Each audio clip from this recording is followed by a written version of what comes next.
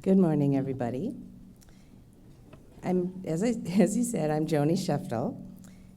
I'm a former delegate from Minnesota to the HOD, so I enjoy seeing all of you here. And I'm currently the vice chair of the AVMA Committee on Antimicrobials.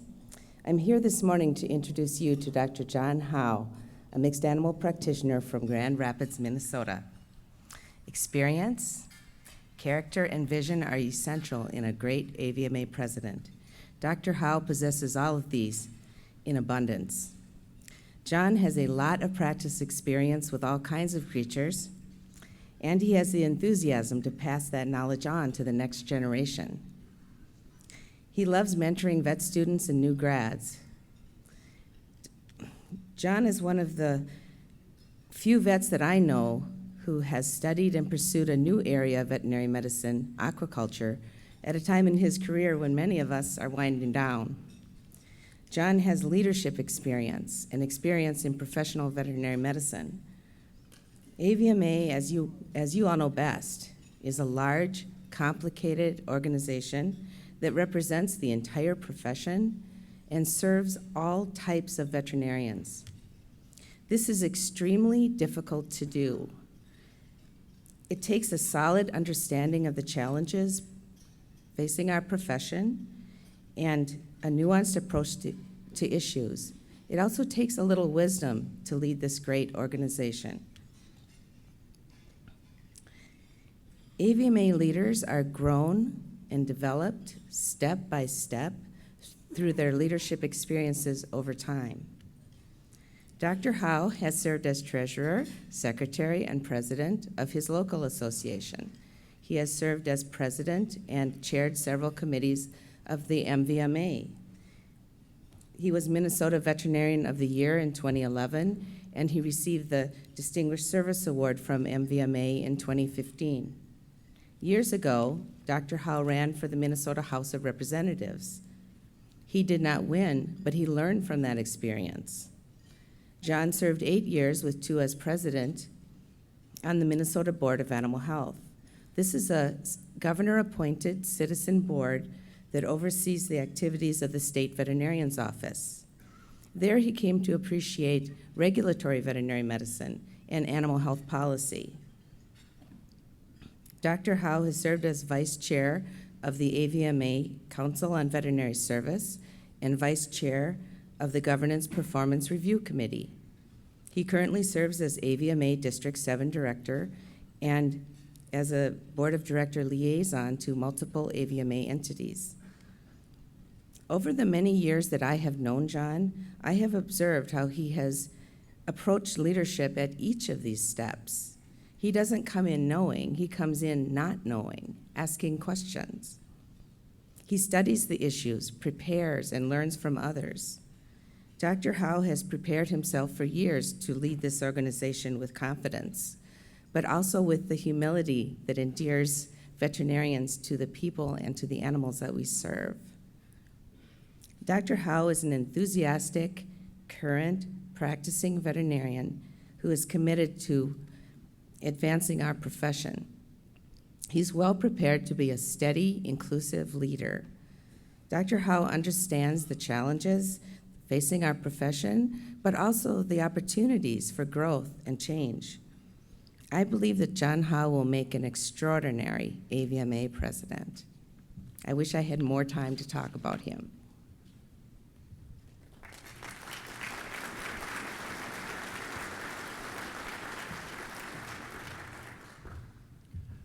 Thank you, Joni, for that great introduction.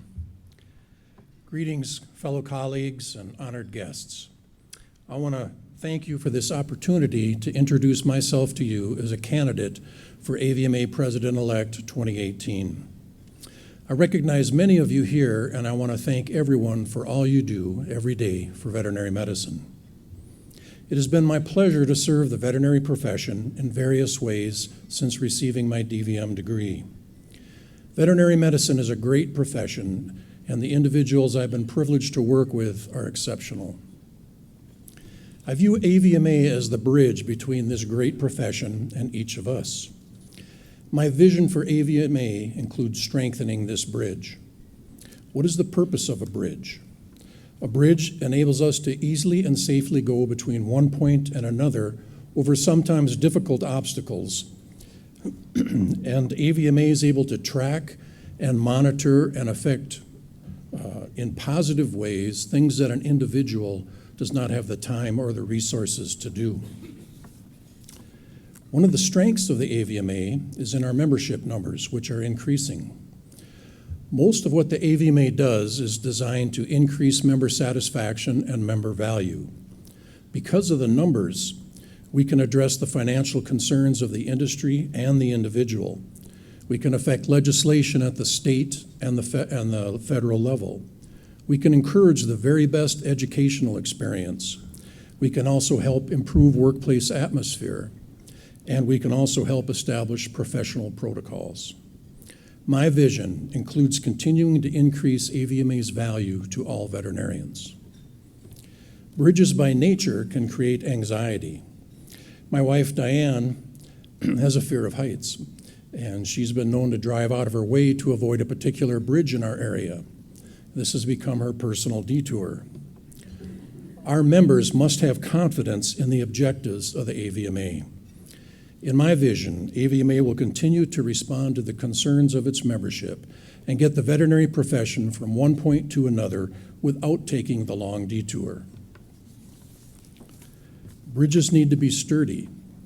A few years back, a major bridge in Minneapolis collapsed. It was devastating. AVMA must show stability of purpose, that purpose being the well-being of veterinary professionals and the profession. We have a diverse individuality in our veterinary professionals.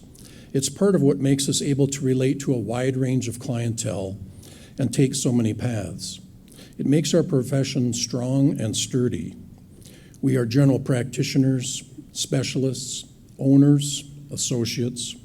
We work in industry and government, private practice, academia, and laboratories. We live in the city, in suburbs, in rural areas. We are vegans and meat eaters, fitness advocates and couch potatoes, and the list goes on.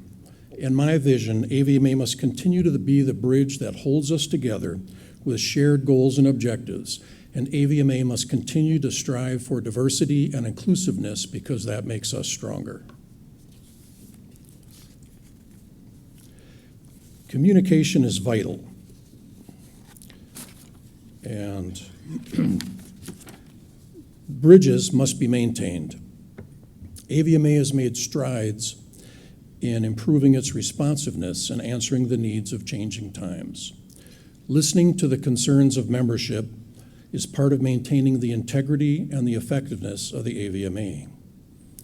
The Board of Directors and the HAC have made great changes and improved working relationships in the last several years, and including House of Delegate members with board members on board subcommittees have really streamlined things and increased our effectiveness, and it's also made for a team approach.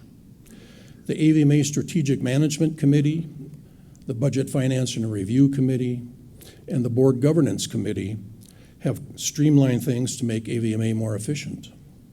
I want to continue these strides and movement forward with the assistance of the Board of Directors, the House of Delegates, the tremendous AVMA staff that we have, and a wide range of councils and committees, all of which are filled with some extremely talented and committed individuals. And by the way, the PAC yesterday raised $27,000. That's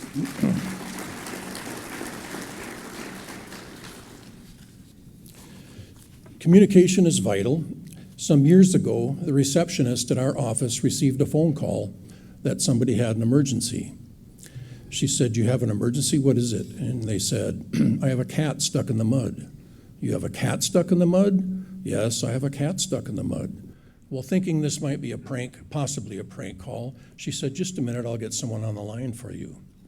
"Dr. Howe, I have somebody on the line that has a cat stuck in the mud." So me now talking, "I understand you have a cat stuck in the mud, is that correct?" "Yes, I have a cat stuck in the mud." "Well, can't you just pull it out?" "No, that's what I'm calling you for." "Well, just how deep is it?" "Oh, it's deep." Well, what kind of a cat is this? It's a D9 Caterpillar. Isn't this North Country Equipment? I said, no, this is North Country Veterinary Clinic. We both had a good laugh, but until we were talking about the same thing, we were not really communicating. As I travel around the country and speak to our constituents, I believe they are increasingly more satisfied with our communication efforts, and I would like to continue those communication efforts to increase with them. The addition of the AVMA app will really help with our aid in communication. My vision is to continue the communication outreach of the AVMA to all its members. I have had wonderful experiences as a veterinarian, as I'm sure most of you have had. The joy of watching the relief on an owner as they see their pet walking out to be discharged after a really close call. The satisfaction of completing a really difficult surgery. The adrenaline flow after a difficult birth and watching that wobbly foal stand up. Some of you are not old enough for this yet, but the realization that the adult client now standing next to you with their puppy was once the 8-year-old rambunctious child standing next to their parents with their first puppy. I worked as a solo practitioner with the practice in my home.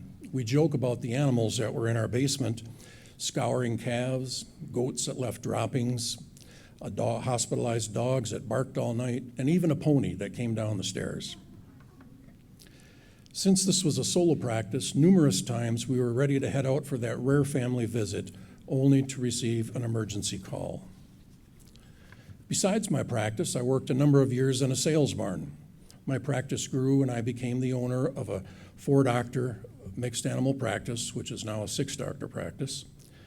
Enter the challenges then of splitting dollars between improved equipment, employee benefits and salaries, and hopefully retaining something for yourself. The difficulty of dealing with HR issues and employee personalities. The necessity of understanding tax law and reporting requirements. I've had my practice evaluated and I know the parameters examined. After I sold my practice to devote more time to organized veterinary medicine, I continued to manage my former mixed animal practice for a corporate entity. I realized the challenges of balancing corporate and employee desires while providing customer service and quality care. Organized medicine has been more than a hobby. It's been my way of giving back to this great profession. My experiences in AVMA include the State Advocacy Committee, the Budget Finance and Review Committee, just to name a few. You can see more in the brochure. The time spent with councils and committees have really rounded out my understanding of the workings of the AVMA. I have met countless great veterinarians from around the country, have listened to their concerns, and have come to appreciate the diversity of perspectives and ideas that make up our great profession. I have had the pleasure with working with numerous externs in my practice, have attended many AVMA meetings in the last few years. I enjoy working with students, and I feel it is extremely important to encourage young veterinarians to go on to leadership and become involved. Why do I mention these items? They have helped form my vision for the future of the AVMA. I'm honored to have had the opportunity to serve in all these ways. It's because of these experiences that I feel I have much to offer the AVMA. I can personally relate to many of your concerns and challenges because I have experienced them. I'm familiar with AVMA operations, and I'm an advocate for unity in our profession as we cross our bridge and confront our challenges together. Team efforts are needed, and leadership means bringing out the best in everybody on the team. I have worked with interns, new graduates, students, and old graduates. I believe that AVMA must remain focused on items which unite us. I want to ensure that there are enough lanes running across our bridge to accommodate all of us. That is why I'm asking for your vote for AVMA President-elect 2018. I look forward to working with the House of Delegates, the Board of Directors, allied associations, other organizations, and individual veterinarians as we continue to move the profession forward. Thank you.